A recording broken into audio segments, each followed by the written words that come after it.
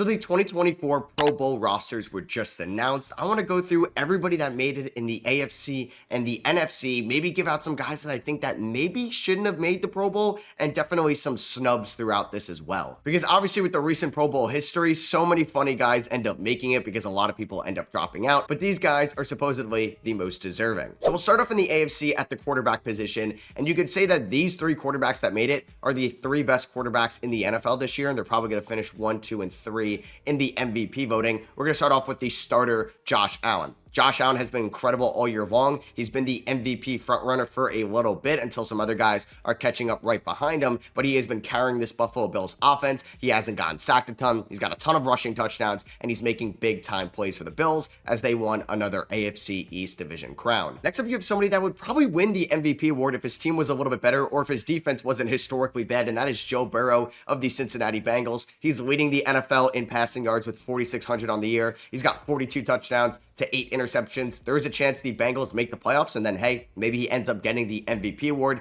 It's the best year of Joe Burrow's career and definitely deserves to be in the Pro Bowl. And lastly, you have Lamar Jackson, who's pretty much like the 1A and 1B with Josh Allen for the MVP award right now. Lamar Jackson is 6th in passing yards. He's got 3,900 on the year. Probably going to get over 4,000 this weekend against the Bills. 39 touchdowns to 4 interceptions. And that's not even what he's done on the ground this year, as Lamar Jackson is the definition of just a big time player. And these three quarterbacks in the AFC, you could say, are the best three quarterbacks in the NFL this season. No brainer here for the starting receiver for the AFC team, and that is Joe Burrow's #1 target this year, Jamar Chase. 1,612 yards. He's got 117 catches and 16 touchdowns. Unless something crazy happens in week 18, Jamar Chase is going to win the Triple Crown, something we saw Cooper Kupp do a couple years ago, and only Jerry Rice, Sterling Sharp, and Steve Smith Sr. have done in the past. Jamar Chase is having an all-time receiving year, and I feel like it's been kind of underrated because obviously the Bengals have been disappointing as a team. A lot of people are talking about Saquon almost getting the record this year and the quarterback play. I feel like Jamar Chase deserves some more love for the unreal season he just had. Next up, you have Jerry Jeudy starting for the AFC here, and just shout out to Jerry Jeudy. I didn't really love the trade and extension for Cleveland going into the year, and maybe this would have been a disaster if Deshaun Watson was still at their quarterback, but with Jameis Winston, Jerry Jeudy has turned into one of the better receivers in the AFC. He's got 1,166 yards on the year, 4 touchdowns, 84 catches. It's a productive year for Jerry Jeudy. I just don't think he should be a starter. And then coming off the bench, you have Zay Flowers of the Baltimore Ravens, who's had a good year. He's got over 1,000 yards on the year, 4 touchdowns. He does have 73 catches on the year. It's a good year. The Ravens are a good team.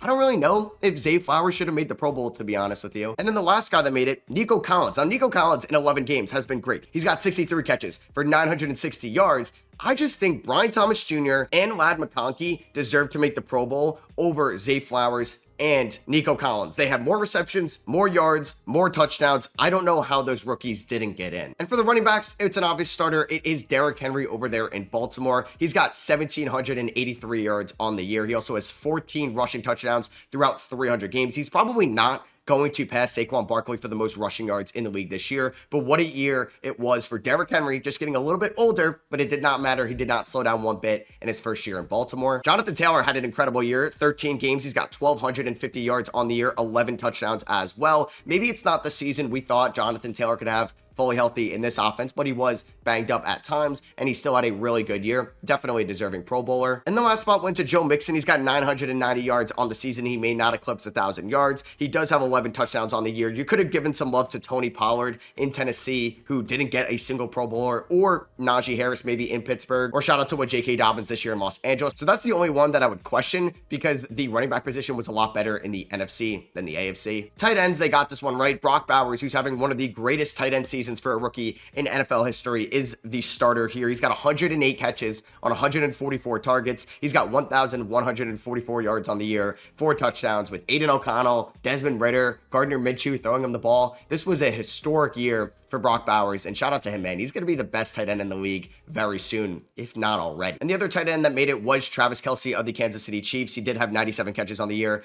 820 yards. I'm fine with him getting the second spot. The only other guy I think deserved a little bit more love was Jonnu Smith, but when you look at popularity, it's a no-brainer. And the starting offensive tackles, you have Deion Dawkins of the Buffalo Bills, who I think is fine to make it. Deion Dawkins did have a good year. And then you also have Laramie Tunsil of the Houston Texans, another good year for Tunsil, who's showing that he is one of the more reliable tackles Bengals in this league. And then Rashawn Slater was the backup on the LA Chargers. And just two guys that I think could have also made it was Teron Armstead of the Miami Dolphins and Bernard Raymond of the Indianapolis Colts. The guards, you have Quentin Nelson of the Indianapolis Colts. You have Joe Thuney of the Kansas City Chiefs. Both those guys are starters. And the backup is Trey Smith of the Kansas City Chiefs as well. And I think they did a good job here. I think you could have also given some love to Quinn Miners of the Denver Broncos or John Simpson of the New York Jets. And for the centers, you got Creed Humphrey of the Kansas City Chiefs starting. So that makes Trey Smith, Joe Thuney, and Creed Humphrey all making the Pro Bowler, all three interior offensive linemen for the Chiefs. Just goes to show you how stacked that interior O-line is. And then you have Tyler Linderbaum of the Baltimore Ravens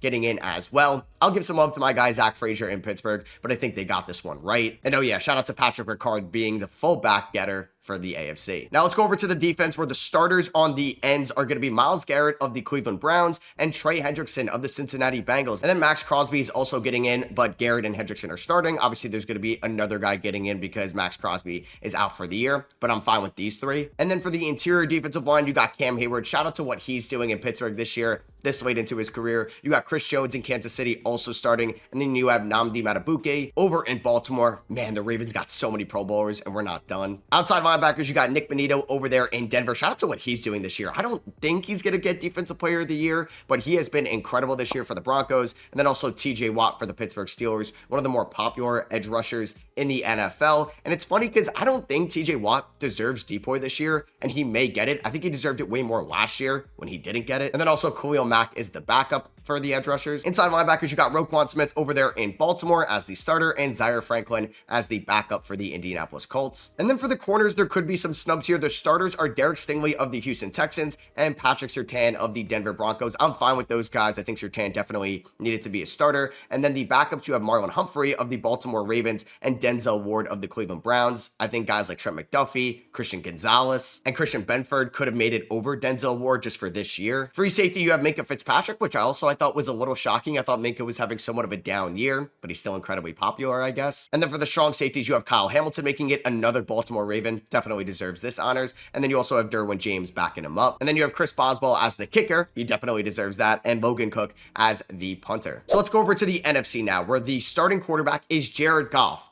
I don't think he should start. I don't think he's been the best NFC quarterback this year, but he definitely deserves to be in this. I don't know, though. You could probably give it to him. I think it's neck and neck with Sam Darnold, who is a backup as well. But shout out to Sam Darnold being a Pro Bowler this year. He's got 4,100 yards on the air, 35 touchdowns, 12 interceptions. I think whoever wins this week 18 game for the division and 1 seed should also be in the MVP conversation because of what they've done for their teams this year. Because Detroit, with all their injuries and what their offense is still doing, and for Sam Darnold in Minnesota, for their not high expectations going into this year, and they've done more than shattered those. And then Jaden Daniels was also the other Pro Bowler. He's just insanely popular. Commanders fans showed out for the Pro Bowl voting. He's got 3,500 yards on the year, 25 touchdowns, 9 interceptions. I love watching Jaden Daniels play, so I'm fine with him making it. But when you're looking at stats, I think Baker Mayfield maybe should have got in over him. But hey, I'm fine with Jaden Daniels making it. For the starting receiver, you got Justin Jefferson making it. He has been the second best receiver in the NFL this year, and the best receiver, if you take Jamar Chase out of the equation, he's got about 1,500 yards on the year, 100 catches on 145 targets, 10 touchdowns as well. Another elite season for Justin Jefferson in Minnesota. And Amon-Ra St. Brown is also the other starter. I think there is going to be a debate between him and one of the bench guys, but Amon-Ra is having an incredible year as well. 109 catches on the year and 12 touchdowns. The first reserve spot is going to go to CeeDee Lamb, who only played 15 games this year since he missed last week against Philadelphia and is missing this upcoming week as well due to injury. But he had over 1,100 yards on the year with Cooper Rush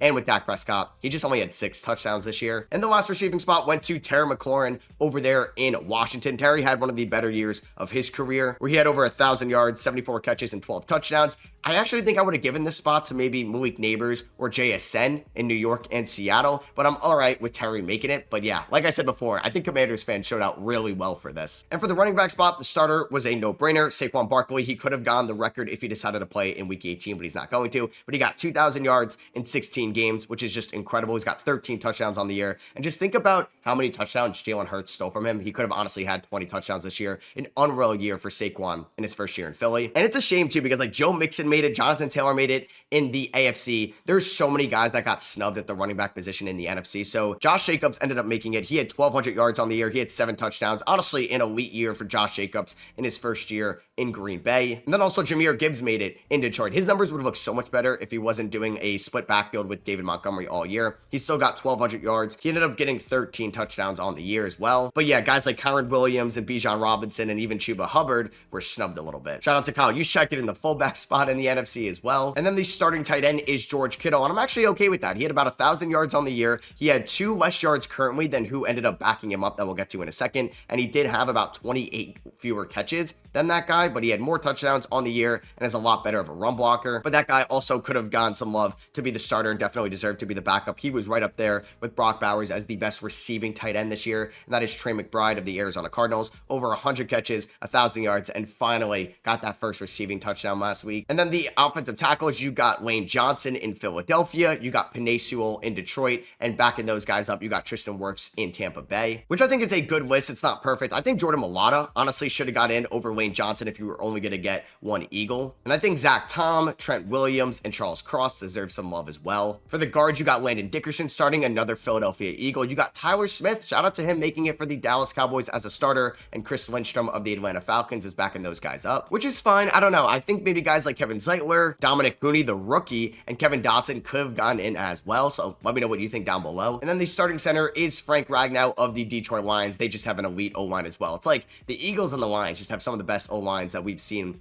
in quite some time. And the backup is Cam Jurgens, Jason Kelsey's replacement this year, another Philadelphia Eagle offensive lineman getting in. For the defensive ends in the NFC, you have Nick Bosa of the San Francisco 49ers starting, along with Micah Parsons of the Dallas Cowboys. And then you have Rashawn Gary of the Green Bay Packers backing those guys up. For the outside linebackers, you got Jonathan Grenard of the Minnesota Vikings, Andrew Van Ginkel of the Minnesota Vikings as well. Shout out to what Brian Flores did with this defense this year. And then you have Jared Verse, the rookie. I think he definitely deserved to be a Pro Bowler, backing those guys up. And then for the interior linemen, you got Jalen Carter of the Philadelphia Eagles. You got Dexter Lawrence of the New York Giants, both starting, 2 guys in the NFC East. And then you have Vita Vea backing them up over there in Tampa Bay. Inside middle linebackers, you got Fred Warner starting this for the San Francisco 49ers, another Niner making it, even though this team finished multiple games under 500. And then you have Zach Braun, who maybe was a snub as a starter, just given how good he was this year. I think he deserves to be in deploy conversations a little bit more for the Philadelphia Eagles. Over there in the cornerback department, you got Jalen Johnson of the Chicago Bears starting, Byron Murphy of the Minnesota Vikings as well. And then you have J.C. Horn and Devon Witherspoon backing those guys up. And I think there were some snubs there. I think Cooper DeJean and Garrett Williams, some young corners that could have gone in. I think Andrew Phillips for the Giants and Jamal Dean of the Bucks also could have gotten some love. Free safety, you got Xavier McKinney over there in Green Bay. And it's a shame there's only one free safety making it, because Kirby Joseph definitely deserves to be a Pro Bowler. He could be an All-Pro first team member this year as well. I'm surprised he didn't get in. But even though Xavier McKinney has been incredible, but there were 2 strong safeties to make it. And you have Budda Baker starting for the Arizona Cardinals. He just got a new extension from them. And then you also have Brian Branch, another Detroit Lion, getting in.